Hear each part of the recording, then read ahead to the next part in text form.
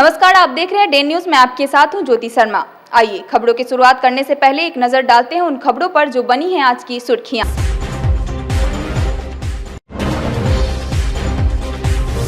एक बार फिर दिन दहाड़े अपराधियों ने बैंक में डाला डाका, दहशत फैलाने के लिए किया कई राउंड फायरिंग।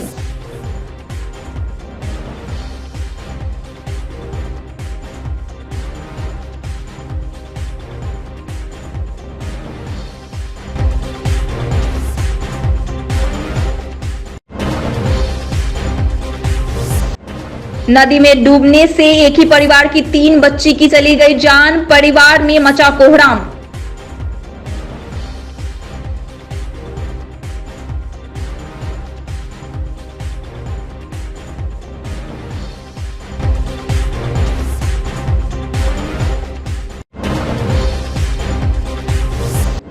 और मरीज की मौत पर अस्पताल में बवाल, परिजनों ने डॉक्टरों पर लापरवाही का आरोप लगाते हुए जमकर की तोड़फोड़।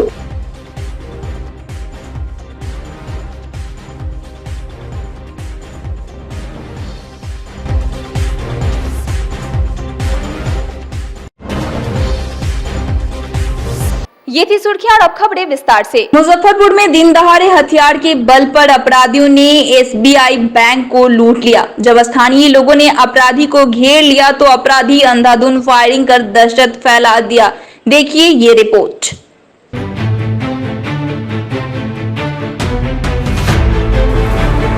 मुजफ्फरपुर में अपराधियों ने पुलिस को खुली चुनौती देते हुए जहां दिन दहाड़े स्टेट बैंक ऑफ इंडिया के सरैया रेपुरा शाखा से 6 लाख से ज्यादा लूट लिए, वहीं रेपुरा के युवकों ने अपराधियों के हथियार की परवाह न करते हुए लुटेरों को खदेड़ दिया।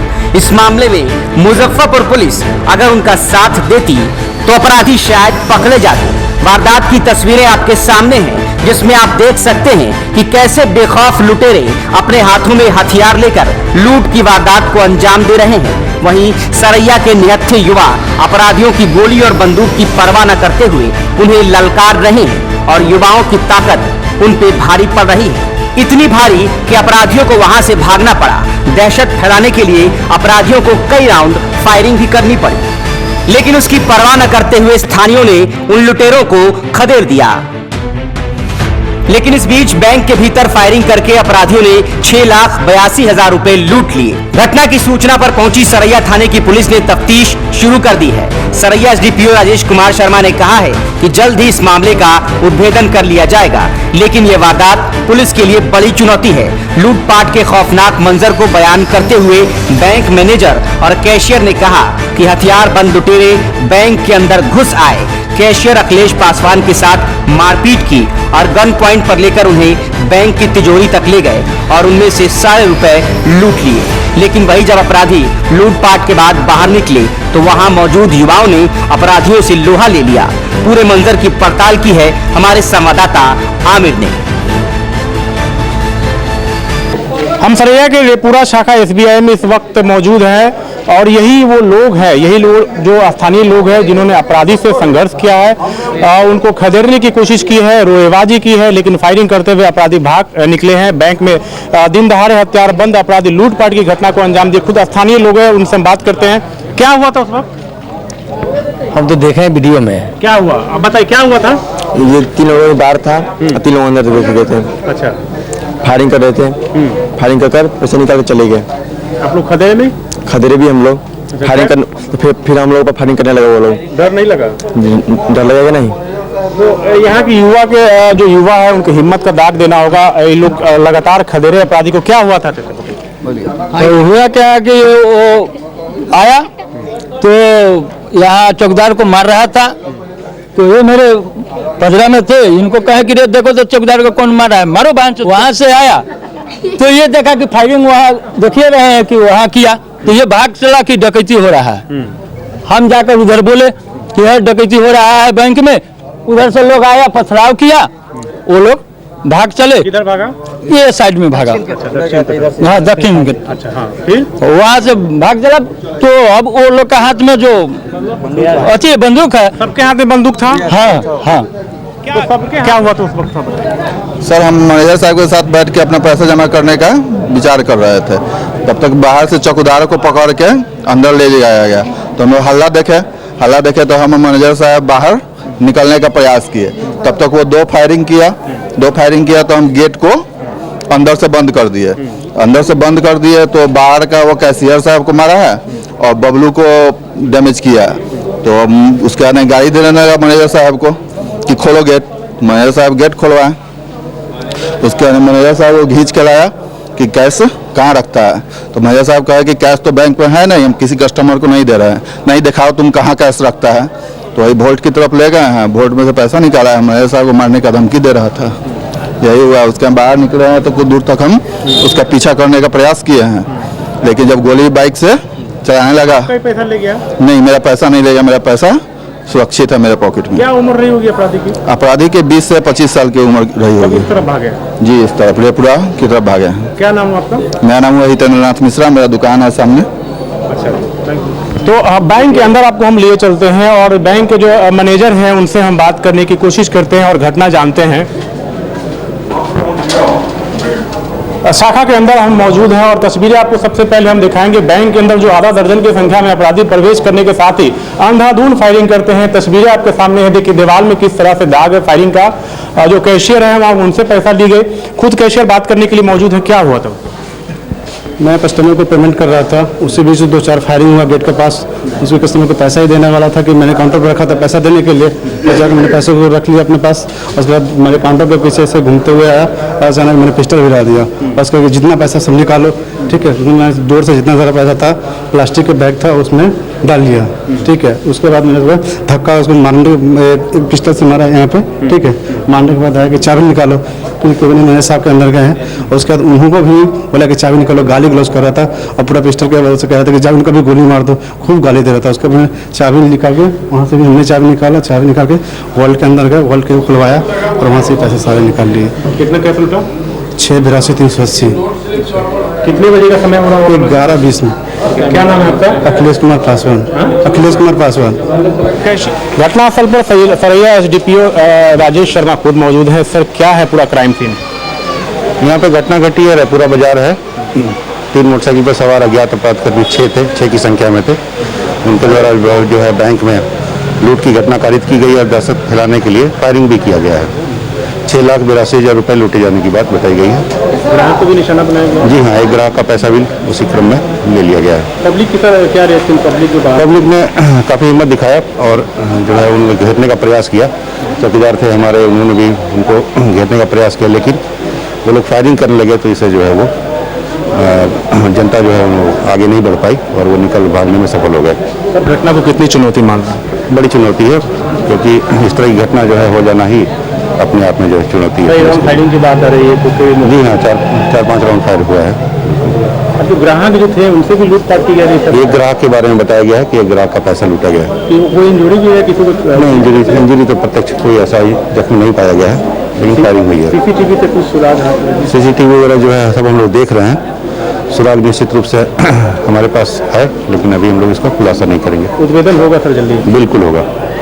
एसडीपीओ सरैया को आप सुन रहे थे, इनका साफ तौर पे कहना है कि घटना का जल्द ही उद्भेदन कर लिया जाएगा, लेकिन जिस तरह का सरैया के बीच बाजार में इस तरह का घटना घट जाना पुलिस के लिए कहीं न कहीं बड़ी चुनौती है। अब देखना दिलचस्प होगा कि कब तक पुलिस पूरे मामले का खुलासा करती है। कैमरा पर्सन रविकांत के साथ आमिर, डे न्यूज, सरैया, मुजफ्फरपुर। मुजफ्फरपुर में बाढ़ के पानी में डूबने से 3 बच्ची की मौत हो गई। मौत की खबर फैलते ही पूरे गांव में कोहराम मच गया।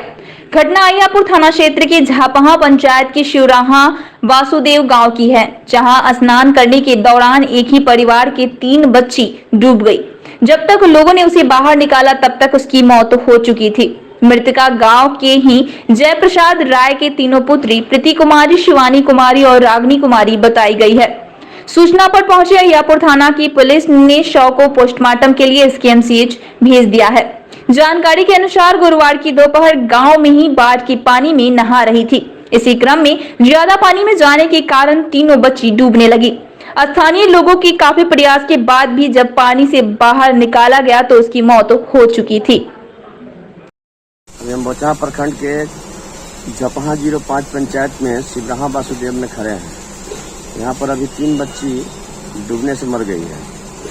जबकि बच्ची घर से डेरा पर जा रही थी, पानी ज़्यादा होने के कारण पैर फिसल गया एक को बचाने के चक्कर में एक एक करके तीनों बहन डूब के मर गई। जो सिमराहा वासुदेव के जयप्रसाद राय की पुत्री है ना। और हमने अहियापुर थाना को सूचना दिया, वो आए और सीओ को सूचना दिए, कर्मचारी को सूचना दिए, सभी लोग आके मृतक को STM-CH पोस्टमार्टम के लिए ले गए, है ना। और मृतक को जो परिजनों को लाभ दिलाने के लिए भरोसा दिए हैं। जिले में सोने की ईंट आधी कीमत पर देने का झांसा देकर ठगी करने वाला गिरोह सक्रिय है। सोने की ईंट को सस्ते दामों में देने का झांसा देकर ठग आपको ठग सकते हैं।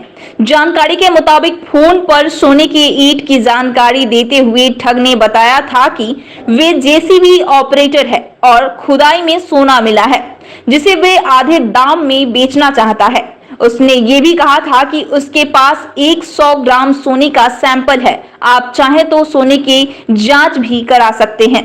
डेली न्यूज आपसे अपील करती है कि इस प्रकार की फोन कॉल आने पर ठगों के झांसे में न आए। आपको सुनाते हैं कि ठग ने किस प्रकार फोन किया और विश्वास दिलाने के लिए सोने का बिस्किट भी दिखाया। जी बताइए।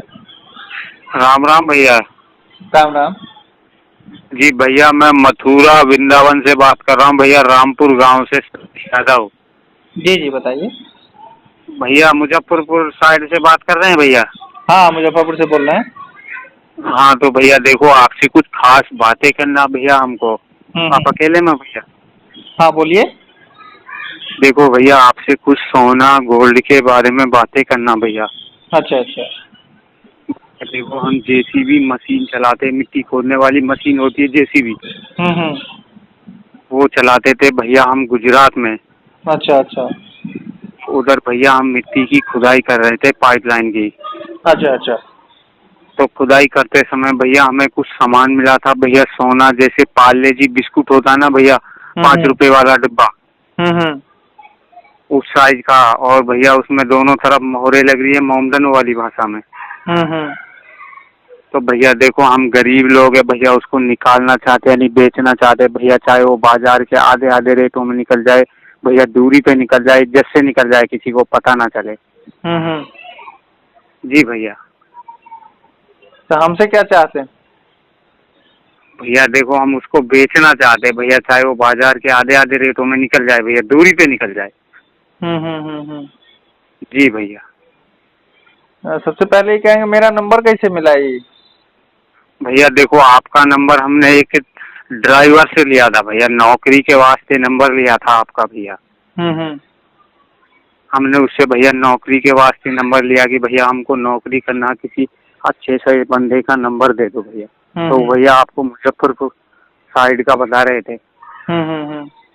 जी भैया। तो क्या उसका रेट वोट कुछ रखे हो, कैसे होगा वो? भैया जो बाजार का रेट है भैया देखो, उससे चाहे भैया आधे आधे में निकल जाए भैया, इज्जत से निकल जाए भैया, किसी को पता ना चले भैया, हम गरीब लोग हैं। सबसे पहली बात ये है कि हमको कैसे संपर्क करोगे, हमारे पास कैसे आओगे?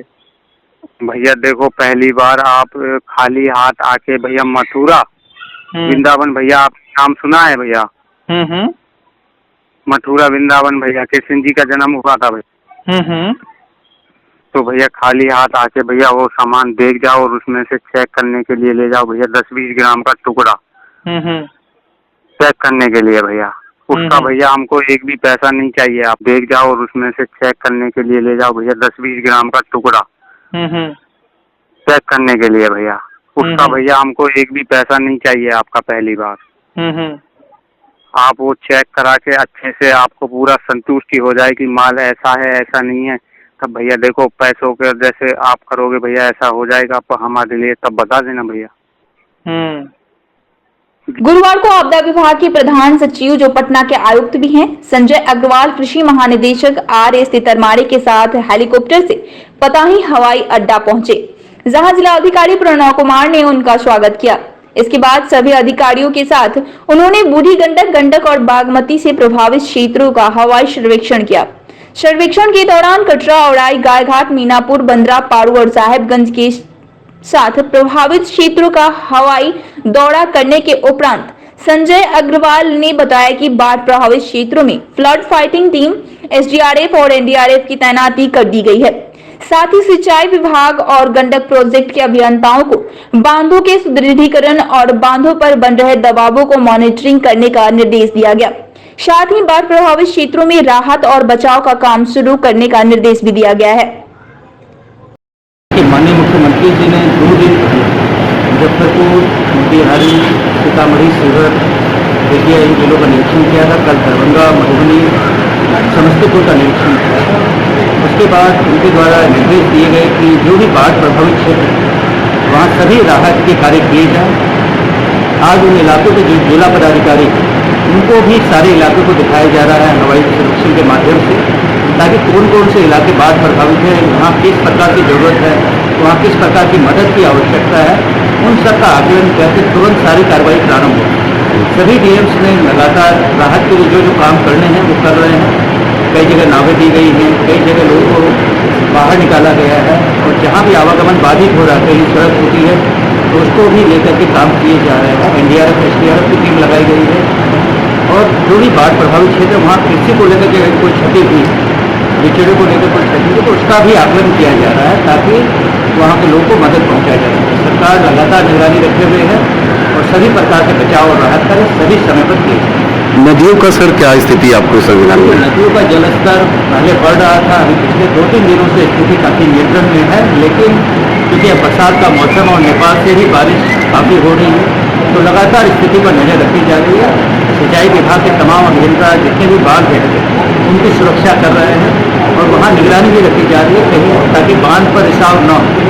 यदि कहीं बांध पर रिसाव की कोई बात आती है तो तुरंत उसके लिए जो फ्लड फाइटिंग मटेरियल्स वो भी सभी जगह उपलब्ध है और उसको लेकर के भी आज जो सिंचाई विभाग के अभियंता हैं, फ्लड डिवीजन के अभियंता, उनको भी हवाई सर्वेक्षण में साथ लिया जा रहा है ताकि उन्हें भी जो दूर दराज के इलाके हैं उनकी भी जानकारी मिल सके। शहर में मोतीझील, धर्मशाला चौक सहित विभिन्न जगहों पर हुए जल जमाव को लेकर नागरिक मोर्चा के द्वारा धर्मशाला चौक पर हुए जल जमाव में खड़े होकर नागरिक मोर्चा के सदस्यों ने नगर निगम के खिलाफ विरोध प्रदर्शन किया। मोर्चा के महासचिव मोहन प्रसाद सिन्हा ने कहा कि जल जमाव के कारण कई मोहल्ले में पानी से दुर्गंध आ रहा है, जिससे बीमारी फैलने का खतरा है।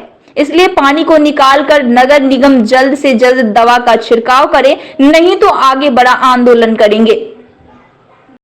जल जमाव के कारण शहर के दोनों पुलों की हालत बिल्कुल खस्ता हो चुका है। 2 महीने से मोतीझील और आमगोला जो पुल बना है अभी हाल में, उसकी हालत बिल्कुल दयनीय है। दोनों तरफ जल जमाव के कारण पुल पर आने जाने में लोगों को भारी कठिनाई है। अगर इसी प्रकार जल जमाव रहा तो ज़्यादा दिनों तक यह पुल नहीं चल पाएगा। पुल हो या शहर के घर हो, जो गरीब हैं, निचले तबके के हैं, कमजोर तबके के लोग हैं, जो निचले स्थान में रह रहे हैं, महीनों से उनके घरों में पानी है जिसमें से बदबू आ रहा है। अब पानी सड़ रहा है, उसी सड़े हुए पानी में किसी तरह से गुजारा बसर करने को लोग मजबूर हैं। मचान बनाकर लोग एक समय का रोटी बना रहा है बाल बच्चे को खिलाने के लिए, और नगर निगम ढोल पीट रहा है कि हम जल जमाव और दवा छिड़काव का व्यापक व्यवस्था कर रहे हैं। पेट्रोल, डीजल और गैस की कीमतों में लगातार हो रही वृद्धि को लेकर गुरुवार को जिले के खुदीराम बोस स्मारक स्थल के समीप ऑल इंडिया किसान समन्वय समिति के द्वारा सरकार के खिलाफ जमकर प्रदर्शन किया गया। गैस सिलेंडर को लेकर संगठन के लोगों ने केंद्र सरकार के महंगाई नीति के खिलाफ अनोखा प्रदर्शन किया।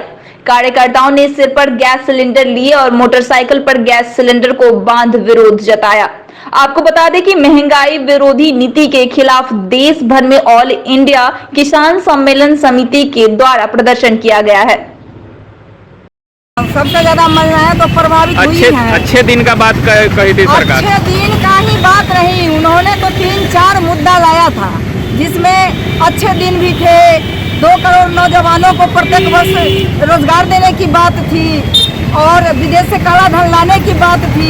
वादा तो उन्होंने जितना किया वो सारे सख्त करके दिखा रहे हैं, जो जनता देख रही है, एक दो आंख से नहीं 4 आंख से देख रही है। हम आते हैं, हम गैस के मने बात पर हम आते हैं। तो इन्होंने 2014 के लोकसभा चुनाव में ये सरकार कही थी कि प्रत्येक महिला की जो आंखों में आंसू आती है खाना बनाने के समय में, जो लकड़ी चूल्हा पर खाना बनाती हैं, उनकी आंखों की आंसू जो है वो पोंछने का काम मैं करूंगा अगर मेरी सरकार बनती है तो। और जनता इसी आशा भरी निगाहें से जनता जो है उनको बहुमत में ला करके सरकार बनाने के लिए केंद्र में जो है बहुमत से जिताई। और आज मैंने आए दिन रसोई गैस, डीजल और पेट्रोल की दाम बढ़ती जा रही है। पेट्रोल की दाम बढ़ने से और डीजल की दाम बढ़ने से जो हमारे उपभोक्ता वस्तु है उसकी जो है दिन दूनी रात चौगुनी दाम बढ़ती चली जा रही है। एक तो कोरोना आकर के और यहाँ जो है से जनता को, मजदूरों को, किसानों को हालत जो है से बदतर कर दी है। ऊपर से केंद्र सरकार की एक से एक हमला कानूनों के द्वारा जो चल रही है जनता के ऊपर, इससे तो ज्यादा अच्छा है कि आने वाले समय में मुझे लगता है कि जनता या तो करेगी या मरेगी। ऑल इंडिया किसान संघर्ष समन्वय समिति की ओर से महंगाई के विरुद्ध ऑल इंडिया में आज यह कार्यक्रम आयोजित है। डीजल, पेट्रोल और घरेलू गैस पर अप्रत्याशित लगातार कीमतों में वृद्धि होती जा रही है, जिसके कारण आवाम की जिंदगी बिल्कुल तबाह होती जा रही है। इसके विरुद्ध ऑल इंडिया किसान संघर्ष समन्वय समिति ने पूरे भारतवर्ष में आज महंगाई के विरुद्ध आंदोलन करने का निर्णय लिया है। कानपुर धर्मांतरण के मामले में यूपी एटीएस के द्वारा जिले के हथौड़ी थाना क्षेत्र के रागिब आलम को बेइज्जत बरी कर दिया गया है। लखनऊ हेडक्वार्टर में 7 दिन पूछताछ करने के बाद गुरुवार को रागिब आलम अपने पिता मोहम्मद इफ्तिखार आलम के साथ वापस लौटे। इसी क्रम में हरिसभा स्थित माले जिला कार्यालय में आयोजित प्रेस वार्ता को संबोधित करते हुए इंसाफ मंच के राज्य अध्यक्ष सूरज कुमार सिंह ने बताया कि धर्मांतरण मामले में यूपी चुनाव को लेकर योगी सरकार का एजेंडा है कि धर्मांतरण कानून भाजपा और संघ परिवार का राजनीतिक एजेंडा है। इसी राजनीतिक एजेंडे को पूरा करने के लिए एटीएस का इस्तेमाल भाजपा सरकार कर रही है। जो रागिब आलम बोल सुन नहीं सकता, उसको धर्मांतरण के मामले में एटीएस गिरफ्तार करती है। यह तानाशाही और फांसीवादी कदम है। वहीं रागिब आलम के पिता वर्तमान मुखिया मोहम्मद इफ्तिखार आलम ने पूरे मामले को लेकर कहा कि विगत 14 दिनों में एटीएस के द्वारा मानसिक प्रताड़ना दिया जा रहा है। जनप्रतिनिधि होने के नाते हजारों लोग का फोन आता है, जो बात नहीं हुई वह अखबार वाले ने छाप दिया। मैंने जांच में पूरा सहयोग किया। एटीएस को लखनऊ होटल में रहकर 8 दिन अपने पैसे से अपने बच्चे का पूछताछ करवाया, जिसमें वह पूरी तरीके से बेकसूर निकला। ना बोलने सुनने वाले बच्चे का जिस तरह से भाजपा संघ परिवार ने अपने राजनीति के लिए बलि का बकरा बनाया, यह काफी दुखदायी है। जो देश के विभिन्न हिस्से से आके वहां पर काम कर रहे थे, उन लोगों को बुलाया जा रहा है पूछताछ करने के लिए शक की बुनियाद पर कि ये मुसलमान है। हो सकता है इन लोगों ने उसको उत्प्रेरित किया हो मुसलमान बनने के लिए। इसी बुनियाद पर हमारे भी बेटा को धारा 160 के तहत नोटिस दे करके यूपी बुलाया गया और हम पहला डेट पर ही तीसरे दिन हम अपने बेटा को लेकर के यूपी गए। वहाँ पे पूछताछ का काम 3 दिन में कंप्लीट हो गया, लेकिन हमको वहाँ से 8 दिन में रिलीज किया गया।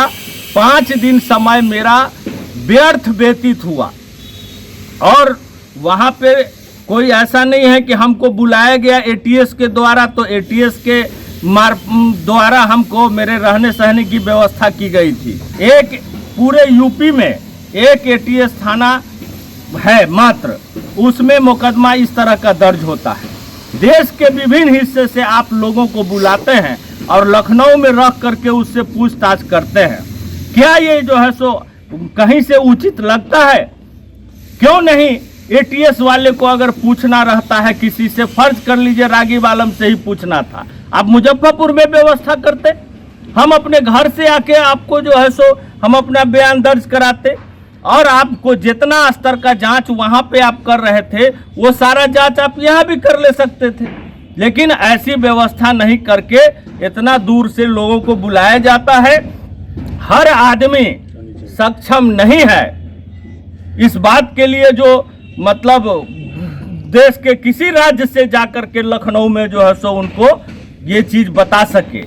इसलिए हमारी मांग है बिहार सरकार से खास तौर से कि आप इस पर रोक लगाइए और बिहार में ऐसी व्यवस्था करिए, अगर दूसरे राज्य की कोई पुलिस, चाहे एटीएस हो, एनआईए हो, कोई भी हो, अगर किसी से सिर्फ पूछताछ करने के लिए किसी को बुलाती है तो उसको बिहार में ही कोई व्यवस्था करवाइए जिससे वहां पर वो जिस तरीके से इनको इस पूरे जांच के दौरान और कई जो यहाँ से ले जाया गया, इस दौरान जो ये एक पूरे मानसिक जो तनाव में रहे हैं और इनका जो एक मतलब एक हरासमेंट जो हुआ है, ये एक बड़ा मसला है। आज हम लोग इंसाफ मंच के तरफ से ये प्रेस कॉन्फ्रेंस कर रहे हैं और मेरे बाद ये मोहम्मद इफ्तिकार आलम साहब आप लोग को संबोधित करेंगे, क्योंकि ये पूरे उस पूछताछ के क्रम में यूपी में मौजूद थे, साथ में मौजूद थे कि क्या हुआ वहाँ पर और क्या ये है। और ये रागिब हैं, चूँकि ये बोल नहीं सकते हैं, ये लिख कर ही कुछ बात बोलते हैं।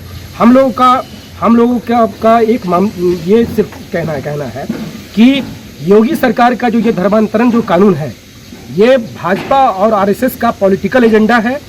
इस एजेंडे के अलावा ये कुछ भी नहीं है, क्योंकि धर्मांतरण का जो भी हम हिंदू से मुस्लिम बने या कोई मुस्लिम से हिंदू बने, ये सारा का सारा मसला ये कोर्ट तय करती है, ये मजिस्ट्रेट तय करता है, ये किसी व्यक्ति के हाथ में नहीं होता है, ये कोई आदमी तय नहीं करता। इसलिए ये पूरा, चूँकि 5 वर्षों तक जो इनकी सरकारें चली हैं, इस सरकार में यूपी के अंदर में आम लोगों को कुछ भी नहीं मिल पाया और ये लोग यूपी चुनाव का एक एजेंडा तय कर रहे हैं जो एक धर्मांतरण का एजेंडा है। दूसरा नंबर बात कि एनआईए और एटीएस जैसी जो संस्थाएं हैं, इन संस्थाओं को हम लोग देख रहे हैं, क्योंकि कल हम लोगों ने जब फादर स्टेन के हत्या के सवाल को लेकर जब हम लोग सड़कों पर उतरे हुए थे तो कल भी यही बात थी और आज भी हम लोग यही बात कह रहे हैं कि एनआईए और एटीएस का इस्तेमाल भाजपा राजनीतिक विरोधियों को फंसाने के लिए करती है, अपने राजनीतिक एजेंडे को पूरा करने के लिए कर रही है। एनआईए फादर स्टेन को उठा लेगा, 84 साल के उस आदमी को उठा लेगा जो आदमी ठीक से पानी तक नहीं पी सकता, और उस पर आरोप क्या लगाया जाता कि प्रधानमंत्री की हत्या की साजिश में वो आदमी शामिल है। जो आदमी ठीक से पानी नहीं पी सकता वो आदमी प्रधानमंत्री की हत्या में शामिल है। इसी तरीके से जो आदमी न बोल सकता न सुन सकता है, उस आदमी को जो है यूपी एटीएस ने जो है धर्मांतरण कानून में ये धर्म परिवर्तन वाले मामले में उठाया ये। और एक बड़ा मतलब इस बच्चे का, जिस बच्चे को बड़ी मेहनत से के साथ पढ़ाया गार्जियन ने और पैसा खर्च किया, और मैं तमाम लोगों को बतला दूं कि जो भी डेफ जो भारत में जो डेफ बच्चों को जो पढ़ाने वाली जो संस्थाएं हैं, ये कोई भी संस्था पूरे देश में किसी मुसलमान के द्वारा संचालित नहीं होते हैं। ये सब का सब या तो वहाँ पर हिंदू है और नहीं तो फिर कोई क्रिश्चियन है, नहीं तो फिर साउथ के लोग हैं। कोई भी वहाँ पर मुसलमानों का कोई इंस्टीट्यूट इस तरीके का नहीं है जो डेफ बच्चों को पढ़ाता है या उसको सिखाता है। ये इसलिए हम लोग का ये साफ मानना है और कहना है कि रागिब आलम का जो एक मानहानि हुआ, आपने इस बच्चे को बदनाम किया समाज के सामने, देश के सामने, दुनिया के सामने। कल होके इसका क्या होगा? हम लोग का इंसाफ मंच का स्पष्ट कहना है कि अगर आप एनआईए और एटीएस जैसी संस्थाओं को भी अगर आप पॉलिटिकल अपने इंटरेस्ट को साधने के लिए करिएगा तो फिर हम एनआईए और एटीएस के खिलाफ भी लड़ेंगे। विगत दिनों भी हम लोग एनआईए के खिलाफ लड़े, हम आगे भी एनआईए और एटीएस के खिलाफ लड़ेंगे। हम आपको पूरी तरीके से सहयोग करने के लिए तैयार हैं, लेकिन वो सहयोग इस बुनियाद पर होगा कि आप कोई फेयर चीज चलाएंगे, कोई निष्पक्ष चीज चलाएंगे। अगर आप बाइस्ड होकर काम करेंगे, अगर आप जो है कि कहीं से गाइड होकर काम करेंगे तो फिर हम आपके खिलाफ आंदोलन में उतरेंगे।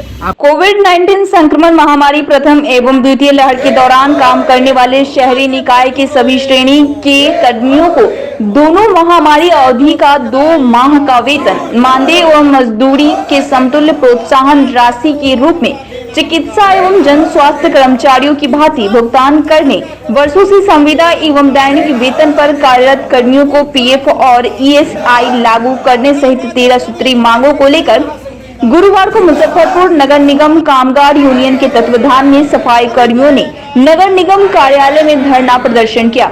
साथ ही नगर आयुक्त को मांग पत्र सौंपा। यूनियन के सदस्यों ने कहा कि आज से हम लोग शरणबद्ध आंदोलन करेंगे, तब भी सरकार हमारी बात नहीं मानती है तो 17 अगस्त से सभी सफाई कर्मी अनिश्चितकालीन हड़ताल पर चले जाएंगे।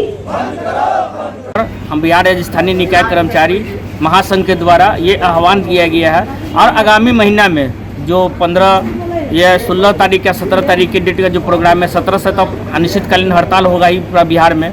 और सरकार से जो भी हम लोग वार्ता करना चाह रहे हैं, सरकार बार बार हम लोग का वार्ता नहीं करना चाह रही है, जिसके चलते सारा कर्मचारी को ये समस्या का हम लोग का जूझना पड़ रहा है। हम आग्रह करते हैं सरकार से जल्द कर्मचारी की समस्या को देखते हुए और इसका निदान करें और आने वाले समय में जो हड़ताल के लिए हम लोग सोच रहे हैं उससे पहले वो हम लोग से वार्ता करके हम लोग को सही एक रास्ता बतावे, ताकि हम लोग का एक सही हम लोगों का महासंघ का कार्यक्रम है जो मजदूर का शोषण हो रहा है, ठेका प्रथा किया जा रहा है। ये जो देखिए कि कोरोना भत्ता दिया गया है, मुजफ्फरपुर नगर निगम में कोरोना भत्ता 15 दिन का दिया गया है। स्वास्थ्य विभाग को 2 माह का दिया गया है, जो मेरा महासंघ कहता है कि इन कर्मियों को भी 2 माह का कोरोना भत्ता दिया जाए, क्योंकि ये लोग भी जान जोखिम में डाल करके कोरोना में कार्य किए हैं। सप्तम वेतनमान बिहार में मिल रहा है, फिर यहाँ कर्मचारियों को सप्तम वेतनमान नहीं मिल रहा है। ठेका पर ड्राइवर बहाल किया जा रहा है, ठेका पर लेबर बहाल किया जाता है, जिसका हम लोग पुरजोर विरोध करते हैं। ईपीएफ का पैसा कट रहा है, लेकिन फिर भी कर्मचारी को पता नहीं है कि उसको ईपीएफ का पैसा कितना कटता है। नगर निगम से 1000 इन लोगों का कटना है तो 1300 रुपया उसमें नगर निगम को जमा करना है, जो यहाँ के नगर आयुक्त महोदय नहीं जमा कर रहे हैं। ये मजदूर का शोषण है। इसके तहत महासंघ ने ये सारे मांग को उठाया है और सारे मांग के बारे में हम लोग का जो कार्यक्रम है, आज मेरा पूरा बिहार लेवल पर धरना प्रदर्शन है, मांग पत्र सौंपेंगे। उसके बाद 15 तारीख को कल्याणी चौक पर बालखाना वर्कशॉप से मुख्यमंत्री, माननीय मुख्यमंत्री और नगर विकास मंत्री का पुतला दहन कल्याणी चौक पर करेंगे। 25 तारीख को मेरा पटना में 1 दिवसीय धरना है। इस तरह से कार्यक्रम करके 16 अगस्त को संध्या में मसाल जुलूस है और 17 से मेरा काम का चक्का जाम रहेगा। 7 समुंदर पार में तेरे पीछे पीछे आ गया, इस गाना को चरितार्थ करते हुए एक युवक बूढ़ी गंडक नदी पार कर पहुंचा अपने जीवन संगिनी का हाथ थामने। जहां एक तरफ जिले के सभी प्रमुख नदियां खतरे के निशान को छू चुकी है, जिसके बाद आसपास के गांवों में दहशत का माहौल कायम है, वहीं मुरौल प्रखंड के एक युवक अपने वादे के अनुसार नदी पार कर अपने जीवन संगिनी के साथ किया गया वादे को पूरा किया। हालांकि शादी आसपास के कई गांवों में चर्चा का विषय बन चुका है। वीडियो सोशल मीडिया पर खूब वायरल हो रहा है। जानकारी के अनुसार मुरौल प्रखंड के इटहा का लड़का मुसहरी प्रखंड के आथर पहुंचा शादी करने। जरा देखिए कैसे नाव पर बैठकर पहुंचा दुल्हन से शादी करने। अहियापुर थाना इलाके के विजय छपड़ा स्थित एक निजी अस्पताल में भर्ती मरीज की मौत पर परिजन ने जमकर हंगामा किया। अस्पताल में तोड़फोड़ भी की गई। लोगों का आक्रोश देखकर अस्पताल की डॉक्टर और कर्मी वहां से जान बचाकर निकल गए। इसी बीच मौके से एक युवक को लोगों ने पकड़ लिया। उस पर अस्पताल कर्मी होने का आरोप लगाकर जमकर धुनाई कर दी। सूचना मिलने पर पुलिस ने मौके पर पहुंचकर स्थिति को संभाला, आक्रोशितों को समझाकर शांत कराया। युवक से पूछताछ की गई। उसने बताया कि गत दिनों उसके पिता की कोरोना से मौत हो गई थी। वे इसी अस्पताल में भर्ती थे। गुरुवार को डेथ सर्टिफिकेट लेने आया था। लोगों ने अस्पताल कर्मी होने का आरोप लगाकर पिटाई कर दी। इधर बोचहा थाना क्षेत्र के कर्णपुर उत्तरी के उपेंद्र सहनी ने बताया कि उनकी पत्नी संध्या देवी को किडनी में स्टोन था। 4 दिन पूर्व उसे अस्पताल में भर्ती कराया गया था। महिला का ऑपरेशन करने के लिए बीपी जांचा गया, लेकिन एक समान बीपी नहीं हो रहने के कारण उसका ऑपरेशन नहीं किया जा सका। गुरुवार को अचानक से अस्पताल कर्मियों ने कहा कि मरीज को पटना ले जाएं, हालत गंभीर हो रही है, और महिला को निकालकर स्ट्रेचर पर रखकर एम्बुलेंस में रख दिया गया। परिजन ने जब मरीज को देखा तो समझ गए कि उसकी मौत हो चुकी है। इसके बाद वे लोग आक्रोशित हो गए। यह देखते ही सभी अस्पताल कर्मी वहां से भाग गए। आक्रोशितों ने अस्पताल में जमकर तोड़फोड़ की। मैंने बीपी कम बेस वाला पैसा जमा करने के लिए बोला, हम पैसा जमा कर दिए। एकाएक कहा है कि ठीक है बीपी कम बेस होता है तो मैंने इलाज इसको चलता थोड़ा था। आज एक बार 12:30 बजे तक कहता कि हम जांच करेंगे, जांच कर अंदर देखे चीर दिया, बस उसके पर मोड़ गया, एम्बुलेंस मंगा दिया। डॉक्टर से ऑपरेशन करने जा रहे हैं, एम्बुलेंस मंगा दिया है, एम्बुलेंस को ला दिया है, हमको पता नहीं फला हॉस्पिटल लेके चलते सीरियस है, बस उतने में जब आगे बढ़ते तो बस मर गए। क्या हो रहा है, ऑपरेशन हो रहा है, फिर बोले पत्थर किडनी में पत्थर बिकने लगा किडनी में पत्थर। जी जी जी सब बात ना देखते, डॉक्टरी बंद करके सब फरार हो गया। हाँ सब फरार हो गया डॉक्टरी बंद करके। क्या नाम हुआ आपका? उपिंदर सानी, घर बोचाहर। मृतका आपकी पत्नी थी? जी जी। स्वच्छ भारत मिशन के तहत शहर के सभी घरों में लगभग शौचालय निर्माण का काम पूरा हो चुका है और 2019 में ही नगर निगम क्षेत्र को खुले में शौच मुक्त घोषित किया जा चुका है। आइए आज हम आपको निगम को जो ओडीएफ घोषित किया गया है उसकी सच्चाई दिखाते हैं। 2016 में वार्ड नंबर 41 में सामुदायिक शौचालय का निर्माण हुआ था, जो सामुदायिक शौचालय आज तक नहीं खुला और इसके ठीक बगल में एक नए डुप्लीकेट सामुदायिक शौचालय का निर्माण हो चुका है। वहीं दूसरी ओर वार्ड नंबर 39 में 2 मंजिली सामुदायिक शौचालय का निर्माण 2017 में ही शुरू हुआ था। पुरानी गुदरी बहलखाना रोड स्थित इस सामुदायिक शौचालय को नगर निगम की सफाई कर्मियों के इस्तेमाल में आना था, पर आज तक इस सामुदायिक शौचालय का निर्माण पूरा नहीं हो पा सका है। मोहल्ले के लोग आज भी खुले में शौच जाने को मजबूर है और मजे की बात तो यह है कि 4 से 5 साल पूरे होने के बावजूद भी अब तक इस सामुदायिक शौचालय का निर्माण कार्य पूरा नहीं हो पाया है। वहीं दूसरी ओर नगर निगम इन नए सामुदायिक शौचालय के निर्माण के लिए जगह की तलाशी कर रही है। एक तरफ जहां पुराने सामुदायिक शौचालय का निर्माण पूरा नहीं होता है, वहीं दूसरी ओर नए शौचालय का निर्माण हो पाएगा या नहीं, इसे लेकर लोगों में संशय बना हुआ है। और यह सिर्फ 2 वार्डों का हाल नहीं है। मुजफ्फरपुर नगर निगम क्षेत्र के कई वार्डों में इसी प्रकार आधे अधूरे सामुदायिक शौचालय का निर्माण कर छोड़ दिया गया है। 4 साल हो गया सर, ये ठीक से बना नहीं। और मिस्त्री ठेकेदार पैसा लेके चल गया, सीट उठ दम उसाई हुआ, हाथ से उठाइएगा उठ जाएगा, ठीक से इसका समाधान नहीं हुआ, न अच्छा से बना है। जब से बना तब से उसाई है। तो आप लोग कहाँ जाते आते हैं? इधर उधर चल जाते, शौचालय चल जाते पैसा देके। सामुदायिक शौचालय जी नहीं, शौचालय 4 साल पहले बना है सर, 4 साल पहले बना। हम लोग नगर निगम के आदमी हैं, हम लोग के शौचालय इधर उधर बैठते हैं, अवस्था नहीं है। 4 साल पहले बन के आधा अधूरा करके छोड़ दिया। हाँ, तब से नहीं कोनो झांकने आया, नहीं कोनो देखने आया, उसी तरह अधूरा पड़ा हुआ है। बहुत परेशानी होता होगा। बहुत परेशानी है, नाला मोड़ा में लड़का सब बैठ जाता है, नाली मोड़ी में बैठ जाता है बच्चा सा, इधर उधर बेटी पुत हो जाता है, बहुत परेशानी है। 4 साल से हम लोग खुले में जा रहे हैं, खुले में जा रहे हैं। ये 4 साल से ये अधूरा बना के इसे सीट के ऐसे हाथ में उठाकर ऐसे उठाकर बिक दीजिएगा, मगर मतलब जब से बना तब से शुरू नहीं हुआ, नहीं कोई टॉयलेट जा रहा है। ये बहलखाना सलम बस्ती है और इसके बगल में ही नगर निगम वर्कशॉप है और यहीं से पूरे शहर की सफाई की व्यवस्था होती है। और इसी मोहल्ला में आज ये 4 साल पहले इसका शिलान्यास हुआ और आज तक अधूरा निर्माण पड़कर रह गया है। ऐसा लोग है कि लोग खुले में सड़क किनारे बैठते हैं, आसपास बैठते हैं, ताकि दूसरे लोग के मोहल्लों को ही लोग को दिक्कत होता है, लोग खुले में जब बैठते हैं।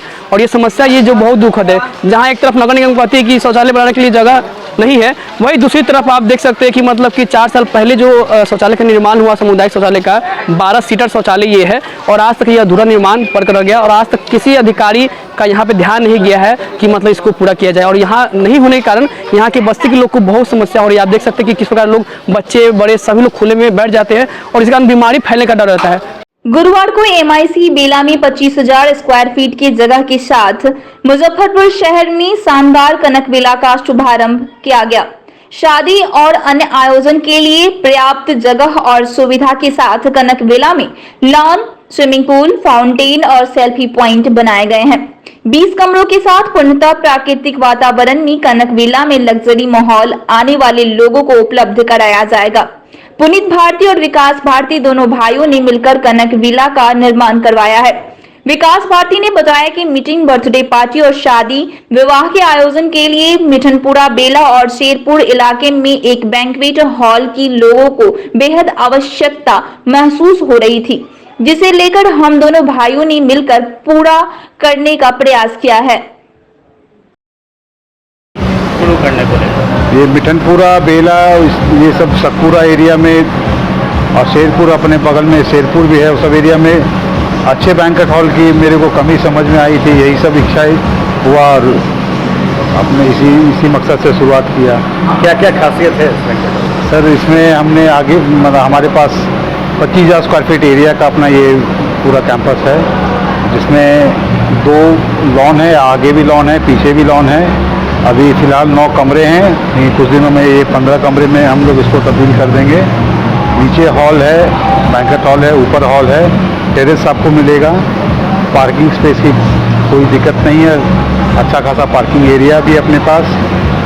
हम लोगों ने बहुत प्रयास किया है थोड़ा सा नेचर को साथ में रखने का। इन्वायरमेंट फ्रेंडली एरिया हम लोगों ने डेवलप किया है। ग्रीनरी आपको एवरीवेयर मिलेगी। पूरा कैंपस आपको नारियल के पेड़ वगैरह से है और प्लांटेशन किया हुआ है।